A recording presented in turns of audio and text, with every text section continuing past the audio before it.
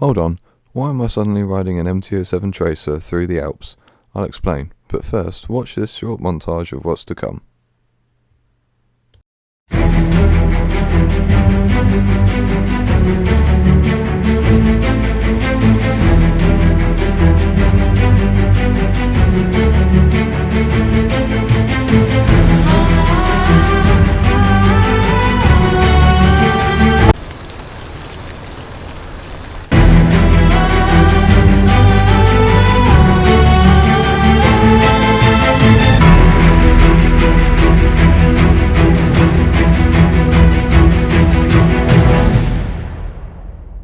So back in October 2021, I was leaving a job and I realised I had 3 weeks of holiday pay left. So in November, I decided to take my little CB125F around the UK for 11 days. I rode over 2,000 miles through Wales, through the Lake District, including Hardknott Pass, which was pretty challenging on a fully loaded 125, and through Scotland. While I was in Scotland, I rode along the well-known Loch Ness, but I didn't see any monsters, and followed over 100 miles of the beautiful NC500 route from Inverness to John O'Groats, where a random couple asked about my trip and took a picture for me, and back to Inverness. On the way back towards home, I rode through some amazing scenery in Scotland before riding down through Northumberland, visiting Scarborough and having a fun ride around the Peak District, where I did my first river crossing before getting home that afternoon. So my little 125 had made it to John O'Groats and back, and a few months before, in July 2021, I'd taken it to Land's End, but I couldn't take my bike in, so this is what I've got, along with this. Some of you may be wondering whose that BMW F750 GS is next to my bike, and it belongs to someone called Damon, who I met on my first camping trip back in August 2020 in the Peak District. Damon was doing a Land's End to John O'Groats trip, and Jonathan, Peter and I said he could camp with us for the night. The morning after, Damon and I headed up north and split off near Halifax so he could continue on his trip, and I went home. The next time I saw the group was here, at the Adventure Bike Rider Festival in June 2021, a month before my trip to Land's End with Damon. Peter was on the red CB125F and Damon was on his GS, and I even got to meet Ed March, who inspired me to make this video. We hit the purpose-made trails at Ragley Hall, and luckily none of us crashed this year, and had some fun doing axe and spear throwing, looking at all the bikes and watching the evening entertainment.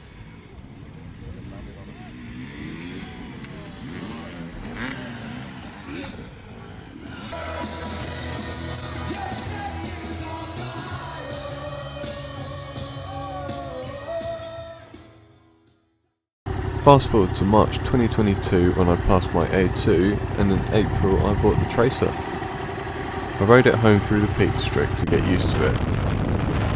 It felt strange going from a 125 to a 700, but it felt so much better and safer.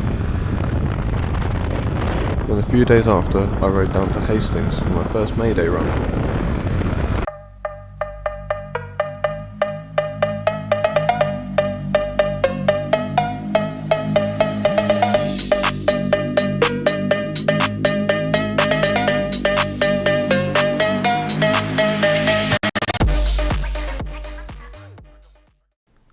In May, this happened. I hit a deer at speed and ruined half the bike.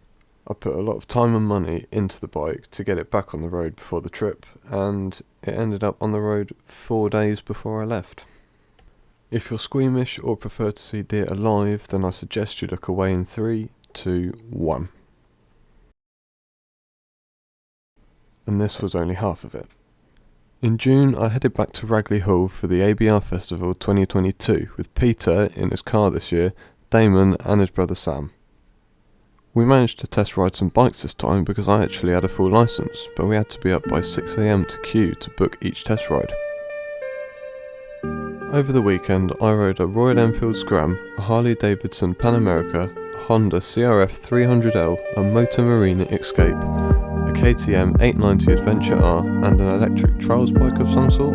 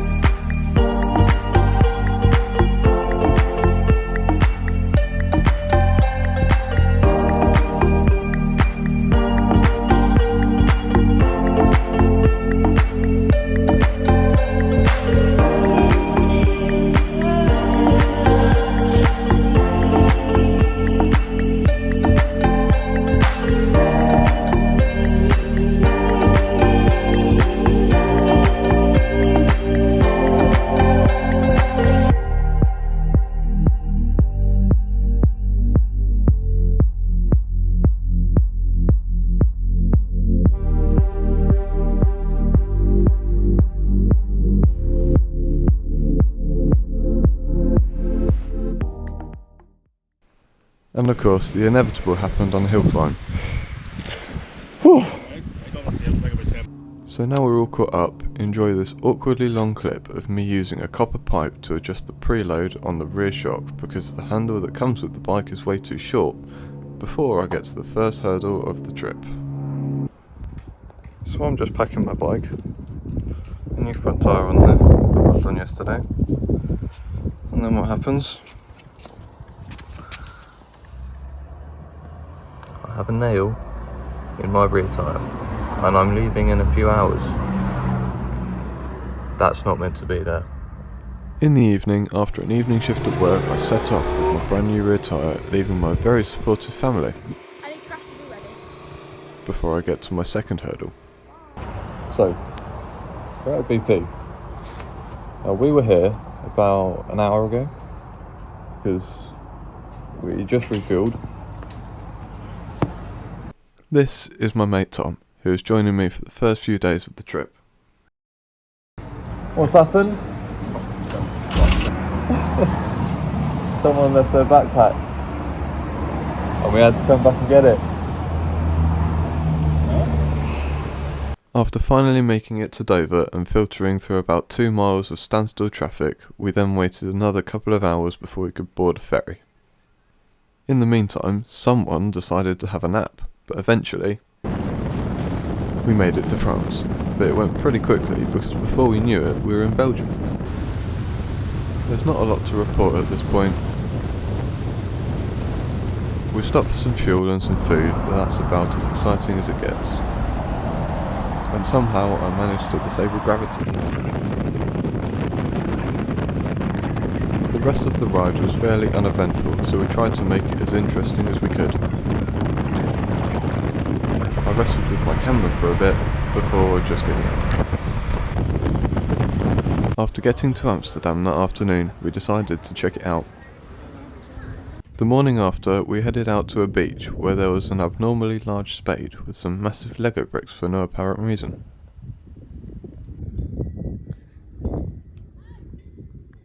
We carried on exploring for a while and we ended up in a couple of pet shops, just to have a look.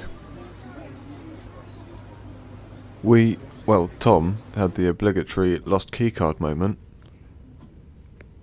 before we got a taxi to Amsterdam's centre and experienced the very different culture.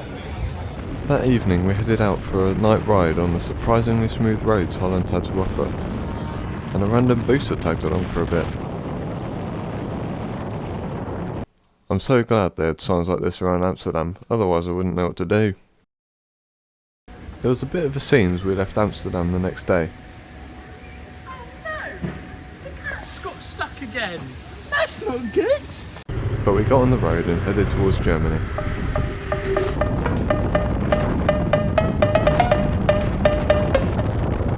I was smart and took a Camelback in my tank bag so I could drink on the move, which Tom wasn't a huge fan of.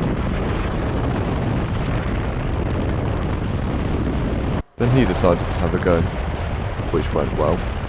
It was obvious what point we got into Germany because the speed limit on my sat-nav disappeared and we ended up following a Ford S-Max up to 117 miles per hour GPS completely legally. We didn't cruise that quickly because the bikes became unstable at higher speeds, as you can see in the footage. The wind noise was unbearable, our engine temperatures started soaring and we weren't in any great rush. I just want to say something about autobahns because some people think they're really dangerous and they're really not. If a zookeeper left the door of a line enclosure open, everyone doesn't rush in, and the same applies on the autobahn. Just because there's no speed limit, it doesn't mean everyone suddenly flies everywhere at the vehicle's top speed. Anyway, we turned off the autobahns and headed down some nice twisties to find the hotel, dumped our stuff and headed back out to explore the roads surrounding the Nürburgring. Nürburgring.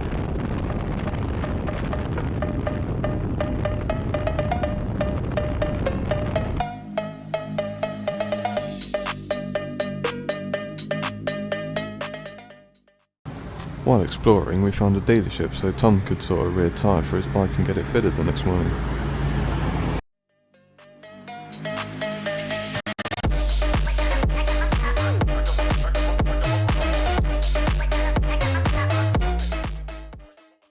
We also went karting at the Nürburgring, and booked ourselves into the tourist driving in the afternoon.